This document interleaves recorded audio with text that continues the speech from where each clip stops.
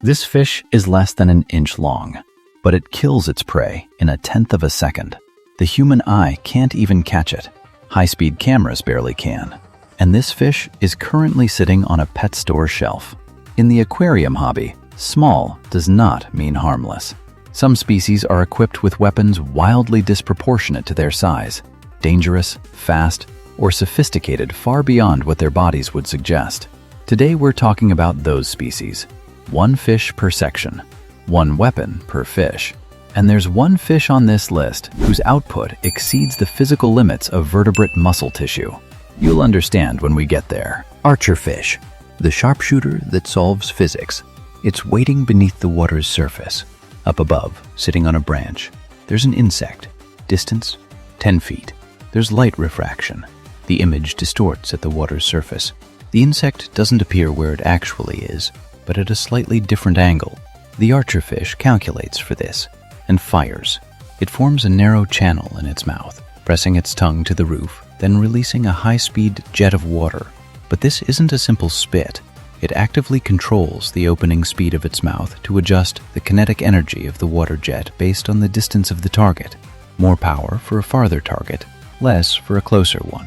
Researchers measured the specific power output of this jet at the moment of impact. The result? 3,000 watts per kilogram. The maximum power any vertebrate muscle tissue can produce is 500 watts per kilogram. The archerfish exceeds that limit by a factor of 6. How? The muscles don't generate this power directly. The dynamics of the mouth's opening motion consolidate the water mass so that power is multiplied at the moment of impact. In engineering terms, it concentrates kinetic energy by exploiting hydrodynamic instability. This fish is solving physics in real time with every shot. But on this list, there's a far smaller and far more unexpected weapon holder. Pea puffer, 1 inch long, snail-shell crusher. When you first see it, you smile. Round, tiny, eyes that move independently. One looking at you, the other pointed somewhere else entirely. A cartoon of a face. But inside that mouth, something very different is happening. The pea puffer's 4 teeth fuse together into a hard beak. This beak crushes snail shells, crushes clam shells, and it never stops growing. Like a rodent's teeth, it grows for life. Why does it keep growing? Because it's constantly being used. The fish grinds through hard shells, and that process wears the teeth down. In the wild, it finds enough hard food every day. The teeth stay balanced. In an aquarium without sufficient hard food, the teeth keep growing, become misaligned, and the fish can no longer eat. And know this fish is 1 inch long, but that beak attacks fins. It shreds a guppy's tail. It tears a beta's fins to pieces. A pea puffer bought as a small, peaceful fish can transform into the most dangerous occupant of the tank within a few months. But the next fish on this list carries a weapon that isn't visual. It's acoustic. Sparkling gourami, the fish that makes sound. You assume the aquarium is silent. It isn't.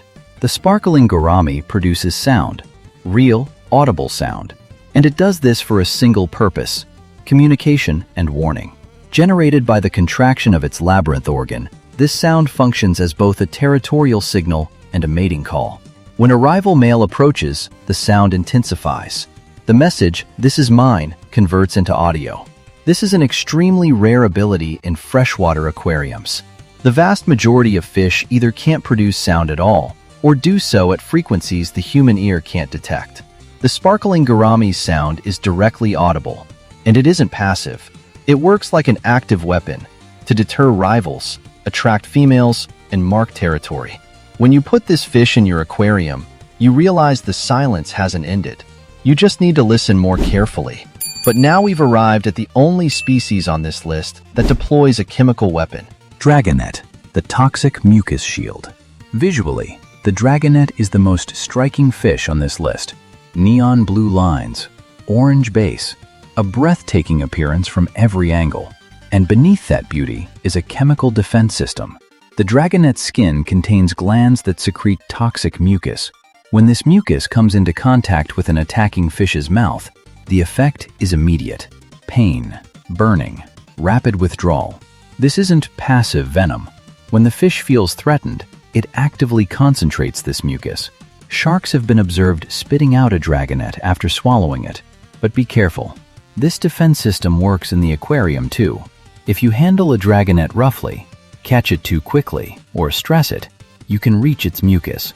Cases of finger burning and redness have been documented. And then there's the feeding issue. The dragonet eats copepods, tiny crustacean organisms, live copepods. It rarely accepts frozen food or pellets. This feeding requirement makes it one of the most difficult fish to keep in the entire hobby. Beautiful, toxic, and demanding. Killifish. Small, but a true predator. The killifish is a frequently seen species in the aquarium hobby. Colorful, active, interesting. But many killifish species are genuine predators. Despite their small size, their mouths are disproportionately large, and that mouth can swallow fish close to their own size. Small tetras, juvenile fish, even small shrimp, all of them are potential prey for a killifish. Then there's the reproductive strategy. Some killifish species are adapted to seasonal drought. Their eggs wait inside the soil during the dry period. They don't hatch until water returns.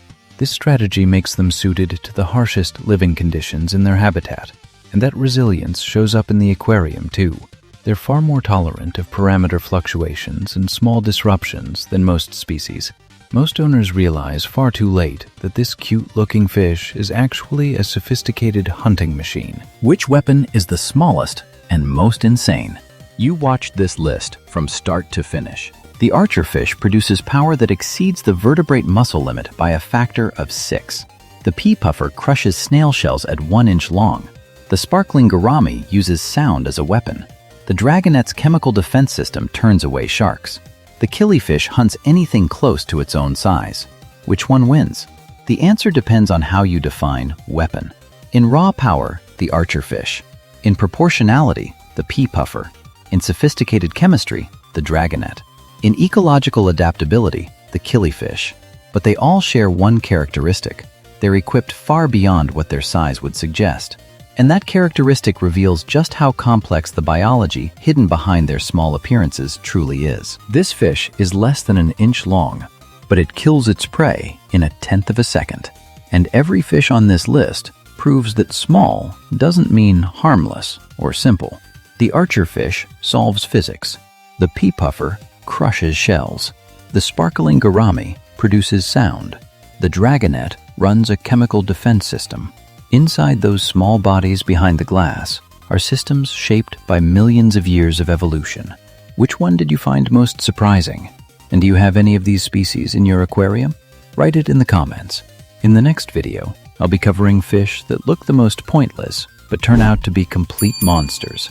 If you don't want to miss it, you know what to do. See you under the water.